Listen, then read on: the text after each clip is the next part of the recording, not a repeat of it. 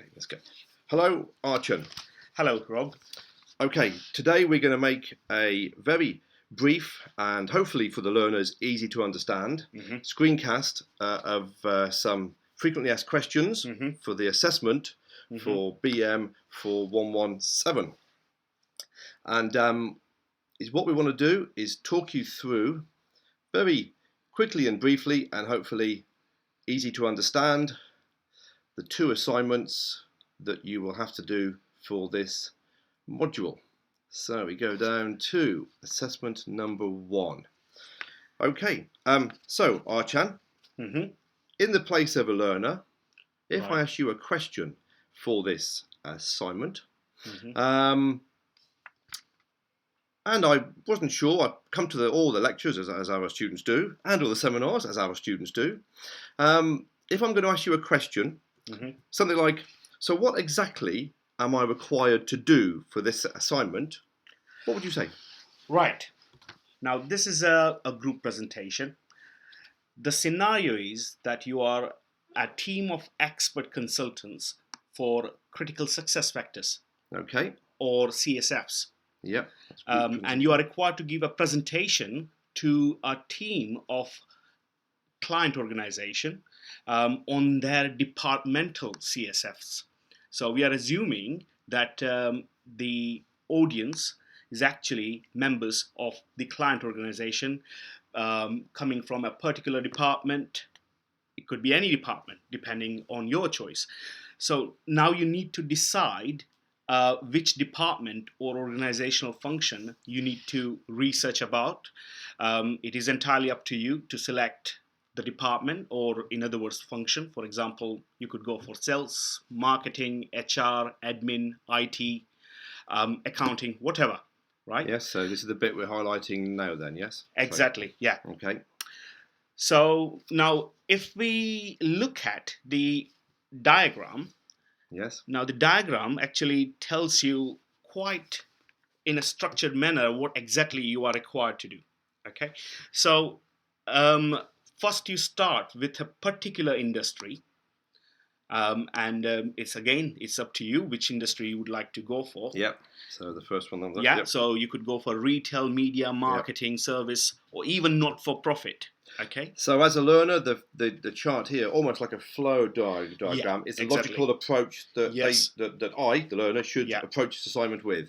Start from the left and end up on the right. End up on the right. That's exactly, and that is actually can be a structure of your presentation itself. Oh, lovely. Good. Good. Yeah. So can we go back to the diagram one more time? Yeah. So based on the industry, then you select a function or a management level within a function. A function and a management level within that. So again, it is up to you which particular function you would like to go for, or department you would like to go for, marketing, sales, etc. Okay. Then the important sections start. You need to think about the goals. Yeah. Okay. You need to think about the goals of that particular function or department. Yeah. And then for each goal identified, you need to think about and research about the CSFs that are required to achieve those goals. So professional sources to identify the critical success factors. Exactly. That's the important bit we're looking for. Yes, yeah. Academic as well as professional. You could use both of them. So we are quite lenient in terms of what kind of sources you should be using. Not just academic, but because it's kind of a practical subject, you should be using professional sources. And by professional sources, I mean websites of companies or for example, accounting bodies and the articles written by them. So those kind of sources, they're welcome. I think that's really explained it to me as a very keen learner on this course. Another question which students frequently ask is, and especially some of them, because we've got many keen students who are very well motivated, how can I ensure that I perform well, and how can I gain the maximum marks? What advice would you give me, Arkan? It's pretty simple. Start early, start now. Start with understanding the requirements, okay? Which is the assessment criteria. Assessment criteria, as well as the bullet points we are looking at just now. Understand what exactly we are looking for.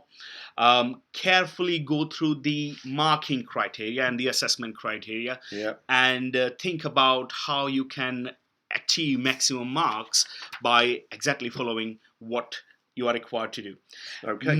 And the last thing, is the good quality research. Okay? Good quality research. Good quality. On an academic course. Exactly. So academic underpinning. And professional. Yeah. Academic underpinning, especially if you've never had any work experience. Exactly. This is very important for this type of learner. So okay, good. Let's whiz on to assessment number 2 then. We're good for time. So so assessment number 2. Archan. So what am I required to do for this assessment then? Okay, now it is different from the first one. The first one was a group presentation. It was a group work. This one is an individual coursework. And it is also a portfolio. The portfolio that contains 5 tasks. 1 task for each element of the module. Right? Okay. For example, let's look at the task now. So here are the 5 tasks. Kind of this an outline of the task. Highlighting now, yeah? Yeah. Okay, right. That's clear, so, for example, task 1 is for the published information. Task 2 requires analysis. So this would be like we've just done in the last 2 modules where we've looked at supervised accounts. Exactly. And we'll be looking at the same thing next week as well. So those 2 weeks, including this week and next week, will form a base for the first task, and the student is required to work on that. Then the second task is about the ratio analysis. Third task requires the skills of analyzing internal management information, sourcing of funding. Task 4 and task 5 statistical analysis. For each element of the module, we have a task assigned. So it's really important that I attend as a motivated learner wanting to achieve well on this, all the lectures and the seminars, because they all sort of feed into this second assignment. It is crucial that you attend lectures as well as seminar, because in lecture you will gain the understanding, and in the seminars you will be applying something similar to what you are required to do for the task. So it is crucial. So Tuesday is very important at the moment. Yes. So student night for me on a Monday is a bit of a no-no at the minute, because I really want to achieve well on this course. 9:15 in the morning. Yeah, that's exactly right. Okay. So where can I find these tasks then? Okay, so as I said, the format and the outline of the portfolio is in the assessment brief, as we just saw. Yeah, so but the full very tasks... important you read through this. Exactly. As a learner. Very important you get this should be downloaded on your computer. Yes. Yeah. I'll have to make sure I will do that. Right. And the full tasks are available on the Moodle. Yeah. Now, there is a reason for that, because we want to make sure that it is easily identifiable, each task that relates to each element of the module. So we have decided to put it on the Moodle rather than in the assessment brief. Plus they're a bit long, so they do not fit in the assessment brief quite right. So there we go. And there is more in part 10 here. There's specific guidance here as well. Exactly. So that was what you just said on page 14. Page 14. So page 14 for assignment 2 is very, very important, isn't it? Yes, exactly. Right. So, how can I score good marks for this portfolio? I think we already answered that, but let me repeat one more time. Understand the requirements, go through the assessment criteria, conduct a good research, academic and professional sources, and good structure of the portfolio is quite crucial as well, because as you can see, presentation... So before I hand in my portfolio, before I hand it in, do I read through all these parts here? Everything. This is quite clear, really. Yes. You know, I would have to be... for example, just take an example for the presentation use of English. It says whether it is written in third person. Yeah. Now, most of the academic work, excluding the reflection, should be in the third person. Yes. And it's quite common, and it is quite clear here. Simply follow that. So that means I don't say, I found this, I did this. Yes. That means we say the author suggests that. Exactly. Right, okay, yes. Passive language. So if I don't look at this, really, I'm going to be a bit of a dingling, really, aren't I? If I don't look at this, in my experience. It's all laid out for me here, isn't it? Yeah. In my experience, I've marked many portfolios which actually do not read it and easily throw away the marks which they could have gained for the presentation use of English. Right, well, I found this very, very useful as Joe Bloggs learner on the BM4117. Thank you for explaining that to me, Harchan. I hope all the other students enrolled on the module will find this useful. My pleasure. Thank you, Okay, Rob. thanks a lot.